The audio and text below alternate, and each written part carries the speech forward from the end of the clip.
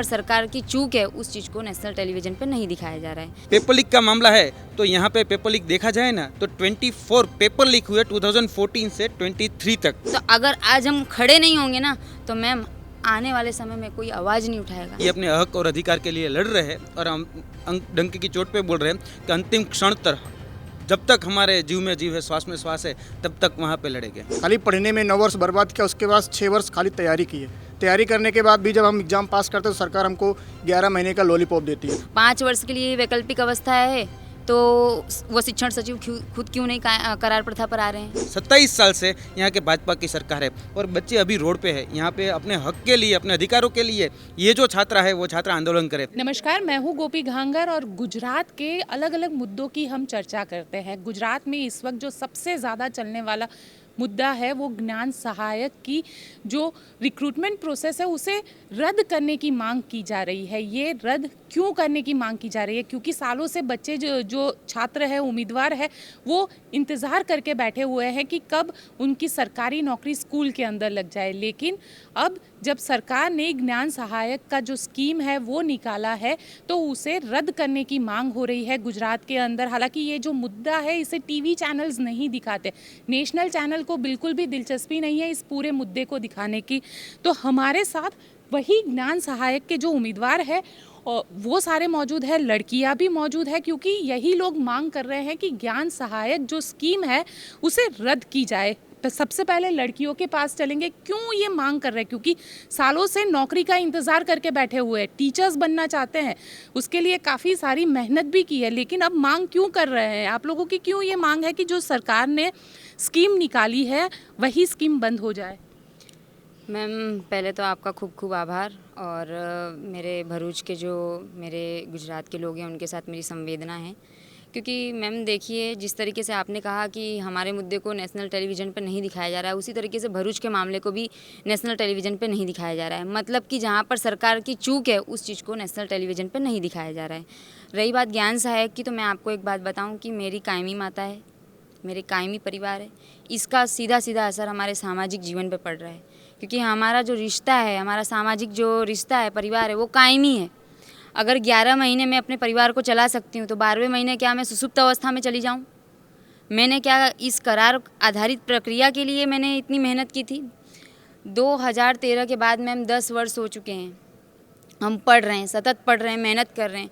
Ma'am 6 वर्ष बाद exam ली गई, इतने भर में मैम जब पहले अभ्यासक्रम था पीटीसीए और बीएड का तो उसमें क्षमता क्रमांक आधारित पाठ्यक्रम चलता था, अभ्यासक्रम चलता था मैम। फिर आया हेतु आधारित अभ्यासक्रम। मैम आप ये सोचिए कि तब तक तो 2 बार सिलेबस बदल चुका, अभ्यासक्रम बदल चुका, करिकुलम बदला हमारा। हमें कोई निराशा नहीं आई, हमने उतने ही उत्साह से पढ़ाई की, चाहे सिलेबस बदला, 2 बार किताबें बदल चुकी सरकार ने, तो भी हमने उतनी मेहनत की मैम। मेहनत करने के बाद हमने एग्ज़ाम को क्लियर भी किया।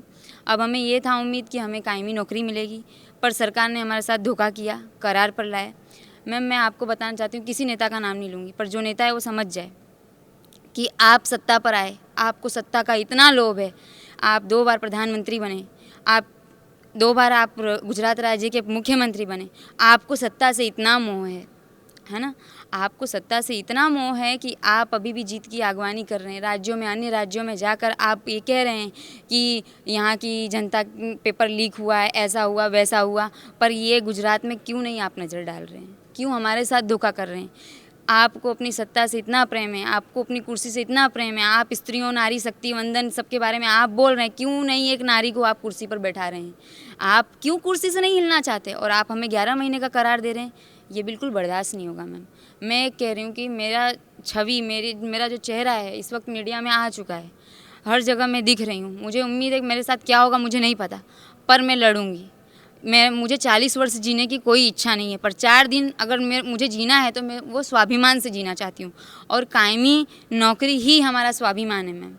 इसके बिना हम नहीं जी सकते मैम। मैं आपको एक बात बताऊँ, मैंने कॉन्ट्रैक्ट में भी नौकरी की मैम, सैलरी 6-6 महीने बाद मिलती थी मैम। मुझे मजबूरन नौकरी छोड़नी पड़ी, क्योंकि मुझे वहाँ तक जाने आने के लिए रिक्शे के भाड़े देने पड़ते थे, मेरे पास कोई पैसा नहीं है।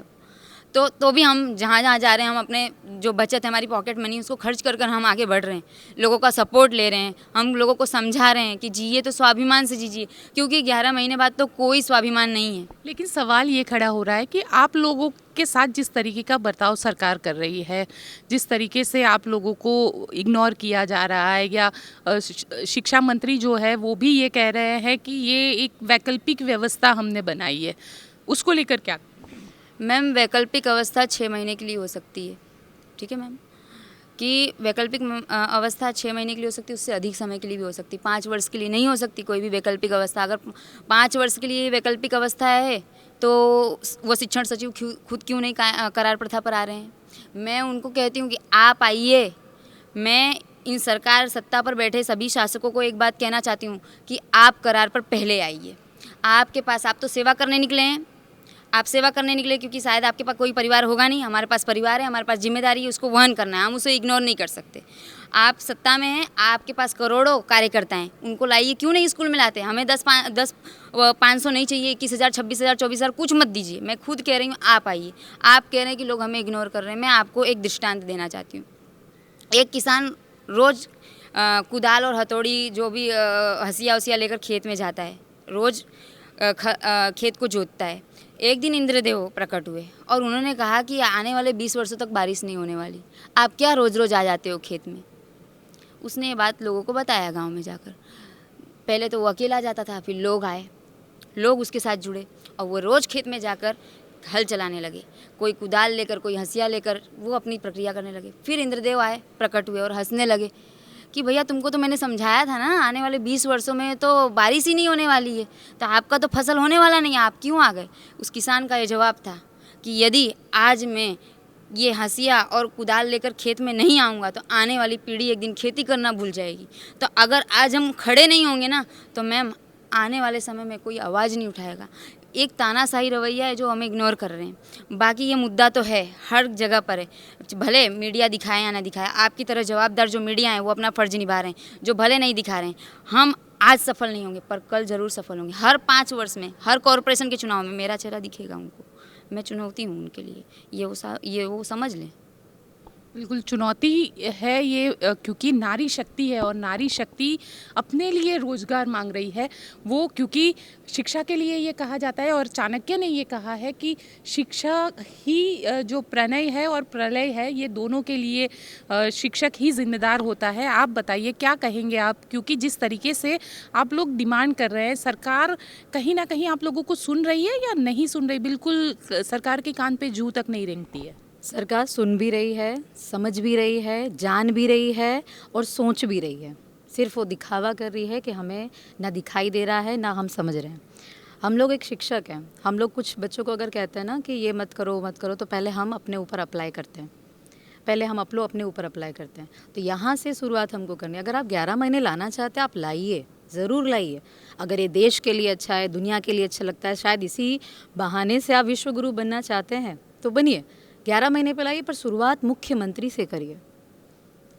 मैं गुड़ नहीं खा रही हूँ, मैं गुड़ खा रही हूँ, मेरे बच्चे को कहूँ बेटा तू मत खा, तो पॉसिबल नहीं है, वो ये संभव ही नहीं है कि लाए। और रही बात ज्ञान सहायक की, तो ज्ञान सहायक तो शिक्षण प्रथा में 11 महीना कुछ होता ही नहीं है। हर इंसान का जीवन का अपना एक उद्देश्य होता है। अगर हम 11 महीने के लिए हमको अगर करना होता तो हम अभी तक क्यों इंतज़ार करते? आज हमारी उम्र 30 के आसपास होने आई है, अभी तक हमने ये 11 महीने के लिए नौकरी करनी, तो बहुत सारी नौकरियां हैं, आज भी हम कमा रहे हैं, लेकिन हमारा उद्देश्य 11 महीने नहीं रहा। हमारी जीवन की सिक्योरिटी हमारे लिए, हम उच्च सिद्धि वाले लोग हैं और उस सिद्धि के लिए ही हमने किया है जो भी व्यवस्थाएं बनाई गई। पहले जो रिज़ल्ट है, अपॉइंटमेंट है गवर्नमेंट में, वो पहले मेरिट के आधार पे होता था, तब हमारा भी हुआ था, हमारा भी उसमें होने वाला था। किसी रीज़न की वजह से, पॉलिटिकल रीज़न की वजह से उस टाइम पे स्टे लग गया। फिर एक नई व्यवस्था आई जिसमें टेट और टेट एग्ज़ाम बताया गया, हमने उसको भी अडॉप्ट किया। ठीक है, आपने जितने भी चैलेंजेस लाए, और गवर्नमेंट जो है ये कहती है कि हमारे यहाँ का रिज़ल्ट डाउन आ रहा है। रिज़ल्ट डाउन आने के तरीके ये लोग निकालते हैं। आज मुझे याद है कि जब मैं 7th या 8th स्टैंडर्ड में थी, जब रेयरली शायद 5 या 6 साल में एक बार सिलेबस बदलता होगा, ऐसा अभी तक मुझे याद नहीं है कि हमारा कभी बदला हो। लेकिन इन 6 सालों में मैं अब 3 बार सिलेबस बदला गया है। 3 बार। और उसमें भी जो गुजराती मीडियम की जो गुजराती की बुक्स हैं और ईवीएस की बुक्स हैं वो तो हर साल नवी आती हैं और उनको नाम दिया जाता है कलोल, कलरव, ठीक है, किलोल। ओके, तो ये 2 तरीके से देखो, एक साइड पेरेंट्स को आर्थिक बोझ में डाला जा रहा है और दूसरी साइड कैंडिडेट्स को चैलेंज दिया जा रहा है कि तुम कितनी किताबें खरीदोगे, क्योंकि टेट एग्ज़ाम का कोई सिलेबस नहीं है। जितना तलाटी वाला जो पढ़ता है बंदा, कैंडिडेट पढ़ता है, उतना हमको भी पढ़ना है। एक सूक्ष्म विश्लेषण होता है हमारा कि किस हद तक हमको एसएस में जाना है, फिर रुक जाना है, फिर किस हद तक हमको मैथ्स में जाना है, फिर रुक जाना है। वो विश्लेषण करने के बाद ये एग्ज़ाम क्लियर होती है, ठीक है। और ये एग्ज़ाम पास करने के बाद अगर कोई ये कहे 11 महीने, तो मैं उनसे रिक्वेस्ट करूँगी आप भी आइए, एग्ज़ाम दीजिए, फिर आप अगर पास हो जाते हैं, फिर आप 11 महीने पे आते हैं तो डेफिनेटली हम भी आ जाएंगे, हमको कोई तकलीफ़ नहीं है। बिल्कुल, 11 महीने का एक कॉन्ट्रैक्ट सिस्टम है, क्योंकि जो शिक्षक है ये शिक्षकों के लिए 11 महीने का कॉन्ट्रैक्ट ज्ञान सहायक गुजरात सरकार ने इंट्रोड्यूस किया है।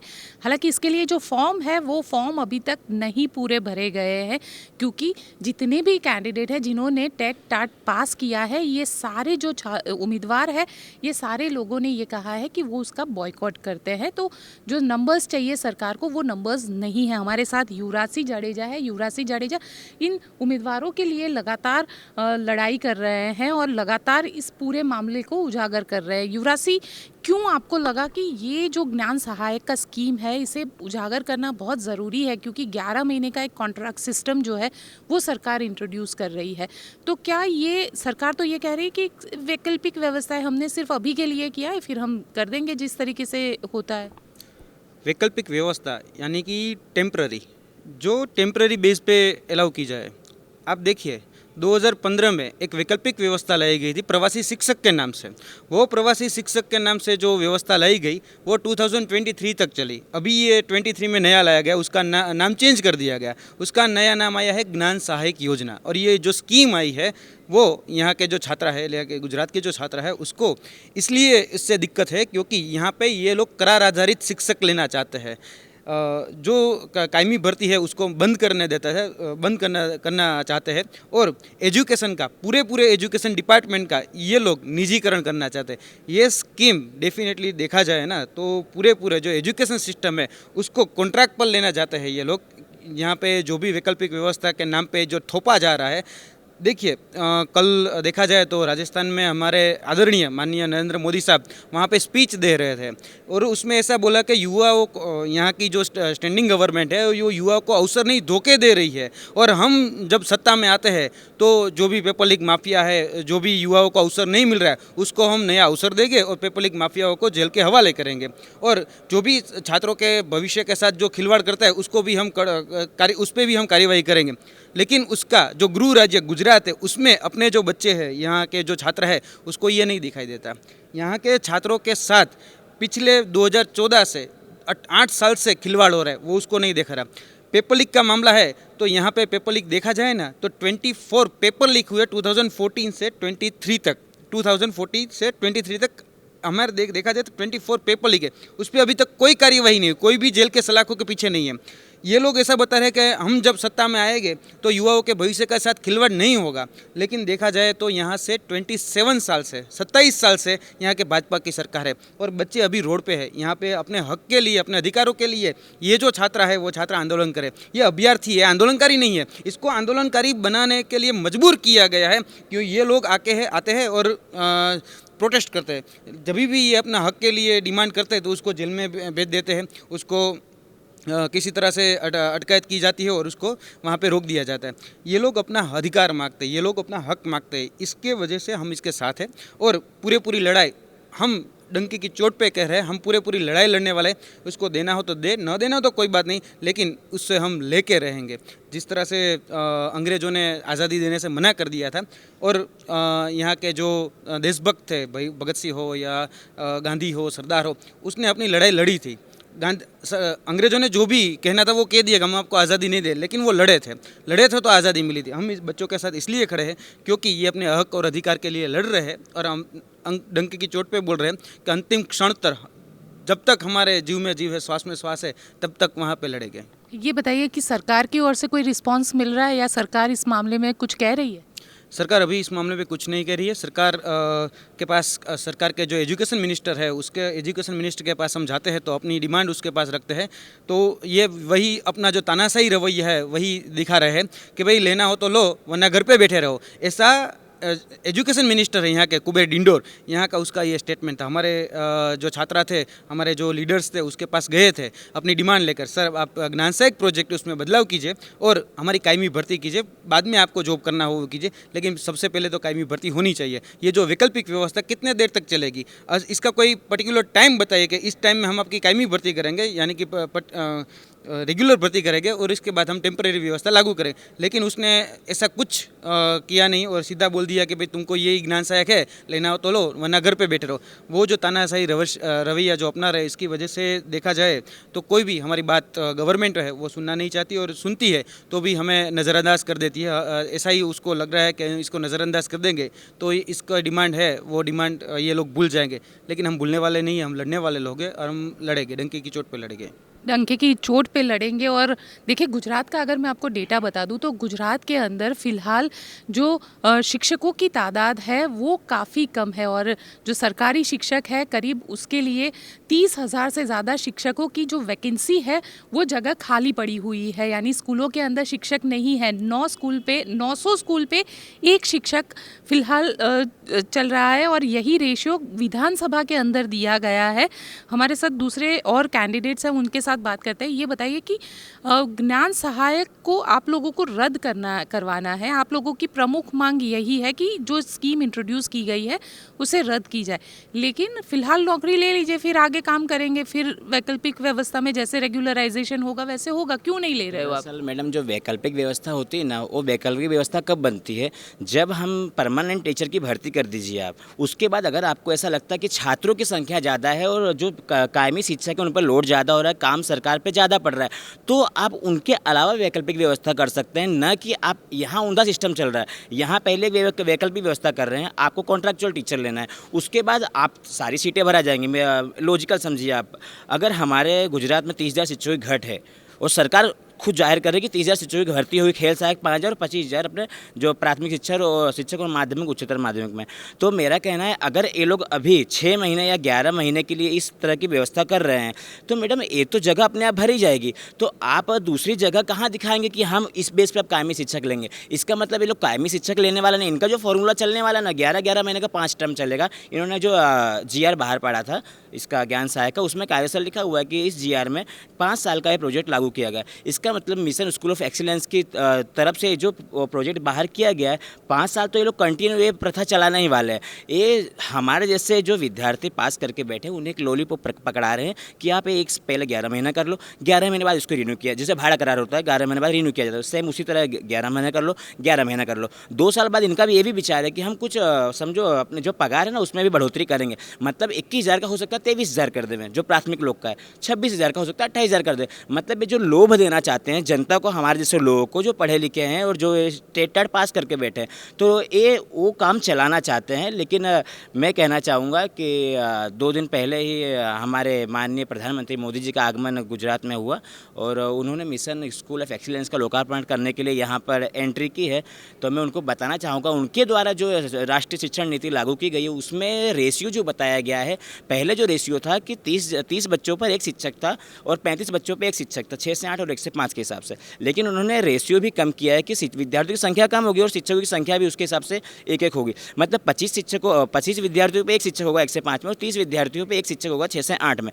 तो उसके हिसाब से अभी विधानसभा के आंकड़े के हिसाब से देखा जाए ना मैडम, तो 70 से 80 हज़ार शिक्षकों की घट है गुजरात में उसके हिसाब से। और उसमें कायदा सर लिखा हुआ है कि जो भर्ती होगी परमानेंट कायमी होगी, लेकिन इन्होंने हमारे साथ छल किया। जो छल और धोखे की बात माननीय प्रधानमंत्री जी ने राजस्थान में की है कि यहाँ की सरकार रोजगार के अवसर प्रदान नहीं करती है, छल हो रहे हैं, कपट हो रहे हैं, तो साहब आप खुद आकर अपने घर में देखिए, अंधेरा हो गया है, घर के लोग रोड पर आ गए हैं, शिक्षण विभाग रोड पर आ गया है। वहाँ आके आप देखिए और बताइए धोखा किसके साथ हो रहा है, वो राजस्थान में हो रहा है कि हमारे साथ। आप चिन्हित कर रहे हैं वहाँ कांग्रेस की पार्टी को राजस्थान में बैठ के कि आप यहाँ पर रोजगार धोखा हो रहा है, रोजगार को अवसर नहीं मिल रहा है। अवसर तो आपके घर में नहीं मिल रहा है, आपको बच्चों को नहीं मिल रहा है। आप यहाँ आकर देखिए हाल क्या है यहाँ के लोगों का। अगर आप चिन्हित करते हैं एक उंगली उठा के किसी विपक्ष के ऊपर, तो 4 उंगली आपकी तरफ भी उठ रही है कि हमारे घर में भी क्या हो रहा है। इतनी बड़ी बड़ी बातें से कुछ होने वाला नहीं है। आपने इतने सारे लोभ आप लोगों को दे रहे हैं कि हम ये करेंगे वो करें। महिला सशक्तिकरण, नारी की उन्होंने बात की। उन्होंने ऐसा कहा गुजरात मॉडल में सबसे बड़ा योगदान तो बहनों का और माताओं का है।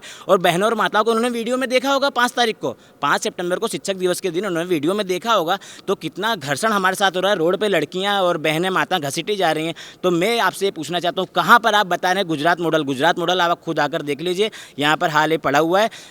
अभिमान आपको 156+3 जो दी गई है ना, हम लोग ने जो दी है उसका आपको एक घमंड हो गया। लेकिन अभिमान जो माननीय और हमारे पंडित और महाज्ञानी जो रावण थे उनका भी नहीं टिका था, तो आपका तो टिकने वाला नहीं है। सबका समय आता है, जितना भी आप हवा में उड़ लीजिए उसका समय आता है, लेकिन हवा में उड़ने से पहले हमें नीचे भी देखना जरूरी है। रावण की एक बात हमें अच्छी लगी थी कि उनकी जो 10 मुंडी है, 10 सिर थे, वो 10 सिर बाहर थे। तो हमें पता चलना था ये क्या करने वाले क्या नहीं। लेकिन इनका क्या है, हमारा जो सत्ता पक्ष चल रहा है उनका ऐसा है कि हाथी के दांत दिखाने कुछ और होते हैं और खाने कुछ और होते हैं। ये दिखाना कुछ और चाहते हैं और करना कुछ और चाहते हैं। 15 अगस्त के दिन इन्होंने जाहिरात की, माननीय प्रधानमंत्री मोदी जी, हमारे मुख्यमंत्री भूपेंद्र पटेल, शिक्षण मंत्री कुबेर डिंडोर के साथ एक मस्त पोस्टर दिव्य भास्कर में संदेश में छापा गया था कि 30,000 शिक्षकों की भर्ती की गई, करेंगे हम भविष्य में। लेकिन आपको वहाँ लिखना चाहिए था कि वहाँ पे जो भर्ती होने वाली है ना, वो कायमी नहीं परंतु परमानेंट कॉन्ट्रैक्चुअल होने वाली, ताकि जाहिर जनता को और पूरे देश को और पूरे गुजरात को मालूम पड़े कि आप करना क्या चाहते हैं आगे।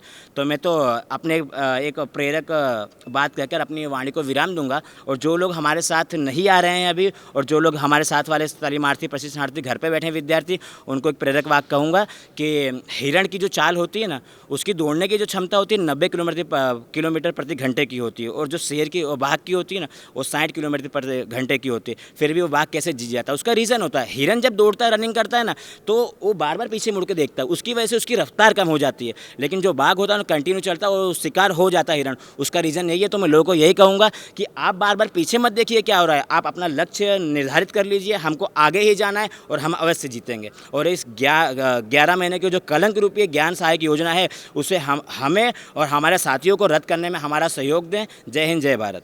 बिल्कुल इसे रद्द करने की मांग कर रहे हैं ये लोग। साथ ही ये बताइए कि इस वजह से आप लोगों की पर्सनल लाइफ पे कितना असर हो रहा है, क्योंकि परिवार भी होगा, परिवार को चलाना भी है, और उसमें कितना आपको दिक्कतें आ रही है।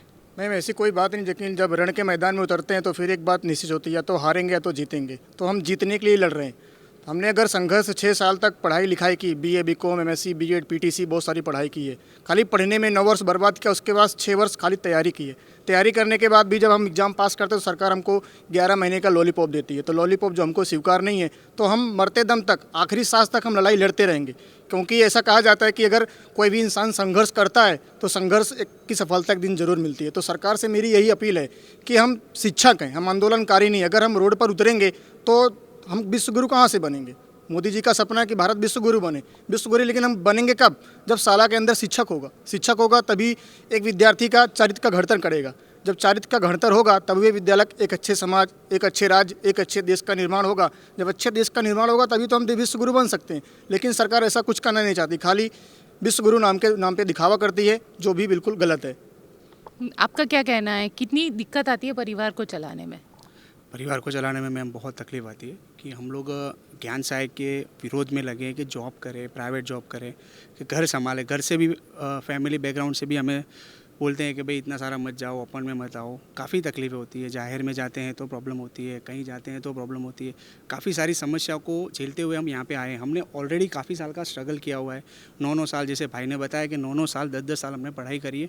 उसके बाद 6 साल बाद में अब ये टेट लिए, और टेट में हमने अच्छे मार्क्स से हम लोग पास हुए। और अब ये 11 महीने का, अब इसके लिए लड़ो। तो हम लोग क्या, बस हमारे संघर्ष ही करते रहना है। हम जॉब कब लेंगे, जब उम्र हो जाएगी तब हम जॉब लेंगे। जब हमारी उम्र होगी तभी तो हमारी उम्र है अभी, तभी हम जॉब के लिए आगे आए हैं। और हमने ऐसा नहीं, हम लोग क्वालिफाइड हैं, हम लोग ने BA BEd किया हुआ है, टेट पास की है। उसके बाद हम लोग आ रहे हैं, मांग कर रहे हैं।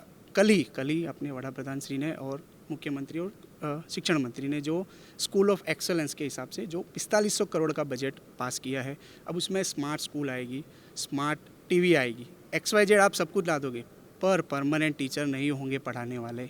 तो आप ये सब वैकल्पिक चीज़ें हैं, उनको क्या करोगे? अगर स्कूल खाली है, एक वर्ग दीठ एक शिक्षण आप लिखते हो बड़े बड़े बैनर पोस्टर पे कि एक वर्ग दीठ एक शिक्षक, तो एक वर्ग दीठ एक शिक्षक होना चाहिए। उसके हिसाब से विधानसभा के आंकड़े कहते हैं कि 30,000 वैकेंसी है, तो 30,000 के सामने आप 25,000 वैकेंसी ला रहे हो, तो वो ज्ञान सहायक है जो 11 महीने के लिए है और ये भर जाएगी। तो उसके बाद में वैकल्पिक कुछ नहीं, कायमी भर्ती हमेशा के लिए बंद हो जाएगी। और गवर्नमेंट यही चाहती है, गवर्नमेंट का आगे से यही गोल है कि परमानेंट की सारी भर्तियाँ धीरे धीरे करके बंद करना चाहती है। गवर्नमेंट का एक ही गोल है। हाँ बिल्कुल। एक आखिरी सवाल युवराज सिंह से पूछना चाहती हूँ। युवराज सिंह, ये बताइए कि लगातार जिस तरीके से आप लोग ज्ञान सहायक का विरोध कर रहे हैं, ये टेम्पररी एक जो व्यवस्था खड़ी करना चाहती है सरकार, मान लीजिए अगर नहीं होता है, रद्द नहीं होता है, तो फिर आगे क्या?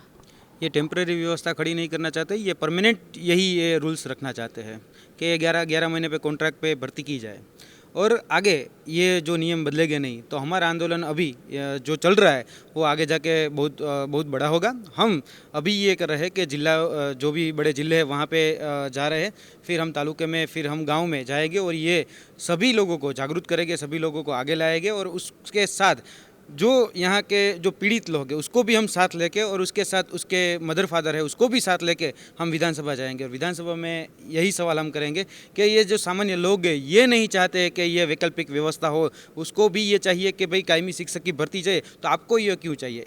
इसके साथ हम लड़ने वाले हैं और इसके साथ हमें आंदोलन में और आगे भी जाएंगे। जो गांधी ने हमें जो मार्ग बताया आंदोलन का, उसमें जो भी जो रचनात्मक प्रयोग बोलते हैं उसको रचनात्मक प्रयोग के साथ हम आगे बढ़ने वाले हैं और हम नए आंदोलन के रूप में हम आगे बढ़ते रहेंगे। आगे भी हमारा प्लान है कि हम सारे बच्चे को यहाँ पे इकट्ठा करके एक साइकिल यात्रा निकालने वाले, उस साइकिल यात्रा में सभी को साथ लेके जन जागृति अभियान एक लाएंगे और जन जागृति अभियान के बाद सीधा हम गांधी आश्रम से सीधा विधानसभा तक पहुँचने वाले हैं।